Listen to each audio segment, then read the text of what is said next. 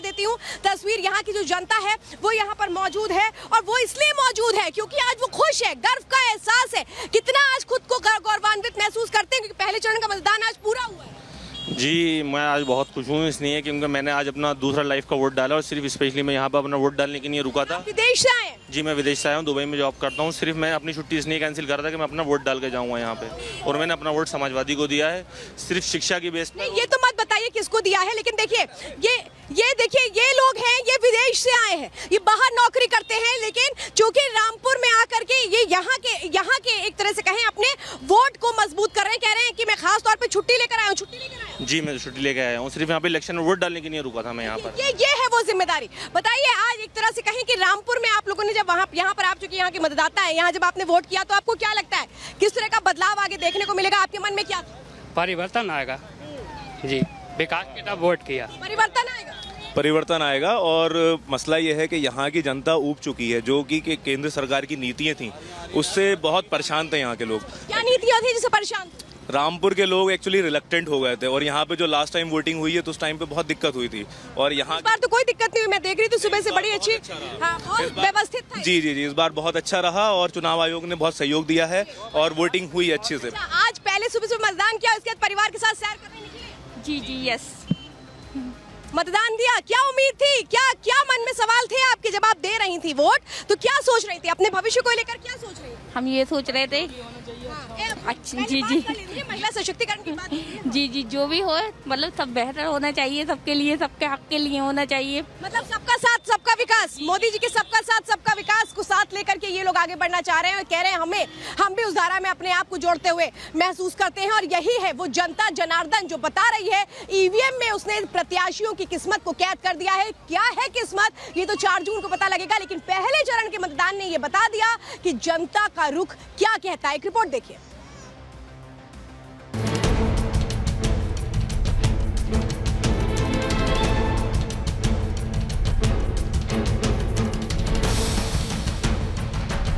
Indian political league के पहले चरण का रण आज पूरा हुआ। सियासी खिलाड़ियों के भविष्य का फैसला वोटर्स ने ईवीएम में कैद कर दिया।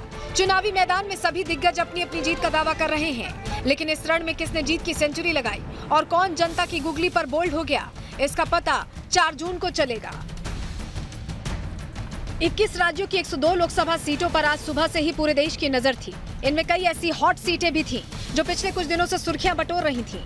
पहले चरण के चुनाव में मोदी कैबिनेट के कई दिग्गजों के भविष्य का फैसला भी जनता ने तय कर दिया है। चलिए बात सियासत के उन दिग्गजों की ही कर लेते हैं जिन पर आज फोकस रहा। नागपुर कई कारणों से चर्चा का केंद्र बना हुआ है। आरएसएस का मुख्यालय होने की वजह से यहाँ बीजेपी की जमीनी पकड़ बेहद मजबूत है।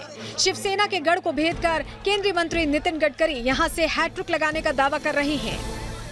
नागपुर में मैं बहुत अच्छे मार्जिन से जीतूंगा, ऐसा 100% नहीं 101% मुझे विश्वास है।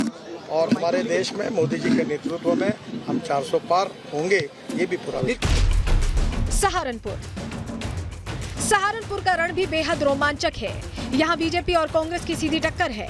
राघव लखनपाल यहाँ से मौजूदा सांसद हैं और एक बार फिर कमल खिलाने का दावा कर रहे हैं। वहीं कांग्रेस के इमरान मसूद हिंदू वोटर्स को लुभाने के लिए मंदिर की सीढ़ियां भी चढ़ गए। जिस पार्टी ने राम मंदिर की प्राण प्रतिष्ठा से दूरी बना ली थी, उसके प्रत्याशी का मंदिर जाना जनता को कितना भाया, ये तो 4 जून को ही पता चलेगा।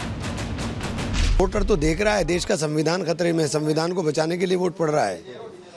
हमने नारा दिया था मेरा मान मेरा संविधान, वही चल रहा है। चुनाव जीत रहे हैं भैया, वोटर चुनाव जीत रहे हैं। लाइन देखिए, रघुकुल रीत सदा चली आई, प्राण जाई पर वचन न जाई। राजपूतों ने कहा कि इमरान का नहीं, हमारे स्वाभिमान का चुनाव है, तो चुनाव चल गया। आज इस बार गाड़ी पार है इंशाल्लाह। कैराना हिंदू परिवारों के पलायन की वजह से सुर्खियों में आए कैराना में इस बार बीजेपी ने कानून व्यवस्था और मोदी की गारंटी पर सियासी पिच तैयार की।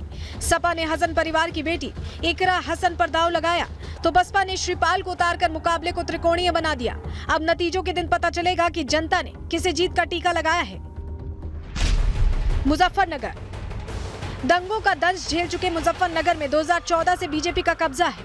केंद्रीय मंत्री संजीव बालियान यहां से जीत की हैट्रिक लगाने का दावा कर रहे हैं। इस सीट पर मतदाताओं ने भी बढ़ चढ़कर हिस्सा लिया। मोदी जी को हम 400 पहुंचाएंगे, उसके लिए पहले हमें सबसे पहले संजीव बालियान को यहां से जिता के भेजना है। मोदी गारंटी में है कि जो उन्होंने कहा है अब तक वो पूरा होना चाहिए और वो पूरा होता आ रहा है और आगे भी पूरा होगा। मोदी ने इतने काम कर दिए और जो कर नहीं सकता। रामपुर आजम खान के गढ़ में सपा इस बार त्रिकोणीय लड़ाई में फंस गई है। सपा ने इस सीट से मोहिबुल्ला नदवी को चुनावी मैदान में उतारा है, तो वहीं बीजेपी के टिकट पर घनश्याम लोधी और बसपा से जीशान खान चुनाव लड़ रहे हैं। अखिलेश से नाराजगी के चलते आजम समर्थकों ने बसपा उम्मीदवार के समर्थन का ऐलान किया। सपा और बसपा की लड़ाई में बीजेपी अपना फायदा देख रही है। बीजेपी को भरोसा है कि मोदी की गारंटी पर रामपुर के वोटर्स ने मतदान किया है। नवाबो आजम का कोई भी जो है वो न साया है न वर्चस्व है। यहाँ देश ये केवल यहाँ के जो जनता है, यहाँ के जो लोग हैं वो है। नवाबो आजम का जो है वो कहते हैं ना, बड़े बड़े जो गढ़ हैं वो नरेंद्र मोदी जी के काम की गिनती ने गड्ढों में डाल दी। पीलीभीत सीट भी उत्तर प्रदेश की हॉट सीटों में से एक है। बीजेपी ने यहाँ के सिटिंग सांसद वरुण गांधी का टिकट काटकर इस बार योगी सरकार के मंत्री जितिन प्रसाद को चुनावी मैदान में उतारा। इस सीट पर बीजेपी की अच्छी पकड़ मानी जाती है।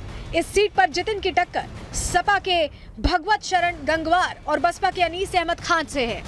मतदाताओं के उत्साह को देखते हुए जितिन ने यहाँ अपनी जीत का दावा किया है। कोई चुनौती नहीं है। प्रधानमंत्री जी के नेतृत्व में ये चुनाव आप देखिएगा, प्रचंड बहुमत से जो काम हुए 10 वर्ष में उसके आधार पर जनता का समर्थन मिल रहा है। और जो पार्टियां हैं विपक्ष की, उनके पास ना कोई योजना है, ना कोई विचार है, ना देश के लिए कोई और पॉलिसी प्रोग्राम है और उनको सफाया हो जाएगा। गढ़वाल उत्तराखंड की गढ़वाल लोकसभा सीट से बीजेपी के टिकट पर अनिल बलूनी चुनावी मैदान में है। मोदी की गारंटी और गढ़वाल में हुए 10 सालों के विकास कार्यों के दम पर बलूनी को भरोसा है कि 4 जून को नतीजे उनके पक्ष में आएंगे। 19 के चुनाव से और बेहतर तरीके से और ज्यादा मतों के साथ अपना सर्वश्रेष्ठ प्रदर्शन करते हुए भारतीय जनता पार्टी 500 सीटें जीतने वाली। अब ये तो 4 जून को आपको पता लग जाएगा कितनी टफ है। छिंदवाड़ा कांग्रेस का गढ़ रहा है। इस सीट से कमलनाथ 9 बार सांसद रहे, तो वहीं फिलहाल उनके बेटे नकुल नाथ सांसद हैं। 2019 के लोकसभा चुनावों में कांग्रेस मध्य प्रदेश की यही इकलौती सीट जीत सकी थी, लेकिन इस बार बीजेपी के बंटी साहू मोदी की गारंटी के दम पर अपनी जीत का दावा कर रहे हैं। कहीं कोई कांटे की टक्कर नहीं है। देश में अब की बार 400 पार का नारा लग रहा है और आप लिख लीजिए आज 425 से कम सीट नहीं आनी है। परिवारवाद, सामंतवाद, धनबल, षड्यंत्र और उसके बाद भी आप सोचते हो छिंदवाड़ा से जीत जाओगे। गया बिहार की गया सीट से हिंदुस्तानी आवाम मोर्चा के अध्यक्ष जीतन राम मांझी मैदान में हैं। मांझी को अपनी जीत पर पूरा भरोसा है। रिपब्लिक भारत से बात करते हुए मांझी ने जहां आरजेडी पर जमकर निशाना साधा, वहीं पीएम मोदी से मिले सम्मान का जिक्र भी किया। इंडिया गठबंधन है, उसका मुद्दा है कि प्राइम मिनिस्टर हम होंगे आपस में लड़ रहे हैं। देखें बाय नाइट में पूर्णिया में देख रहे हैं क्या हो रहा है, लेकिन यहाँ कम्पैक्ट होकर एक लीडरशिप के अंतर्गत बात हो रही है। और क्यों न हो, जो लीडरशिप नरेंद्र मोदी जी ने दिया है, निकट भविष्य में कोई प्राइम मिनिस्टर ने वो लीडरशिप भारत को 400 पार एकदम निश्चित 400 पार। जयपुर पिंक सिटी के नाम से मशहूर जयपुर में भी पहले चरण का रण पूरा हुआ। जयपुर शहर सीट को बीजेपी का गढ़ भी माना जाता है। यहां से बीजेपी की मंजू शर्मा की जीत लगभग तय मानी जा रही है, क्योंकि उनके सामने कांग्रेस ने प्रताप सिंह खाचरियावास को मैदान में उतारा है। प्रताप सिंह खाचरियावास पिछला विधानसभा चुनाव भी हार गए थे। ऐसे में बीजेपी के हौसले बुलंद हैं। आश्वस्त है इस बार जीत को लेकर? पूरी मैं आश्वस्त हूँ और आपने देखा लोगों में इतना उत्साह है। सुबह सुबह लोग आ गए हैं वोट देने के लिए, वोट कास्ट करने के लिए, और बहुत जरूरी है। फिलहाल पहले चरण के वादे और दावे अब ईवीएम में कैद हैं। अब देखना ये होगा कि 4 जून को किन प्रत्याशियों के भाग्य का उदय होता है और कौन ईवीएम को कोसता है। Bureau report, Republic Bharat.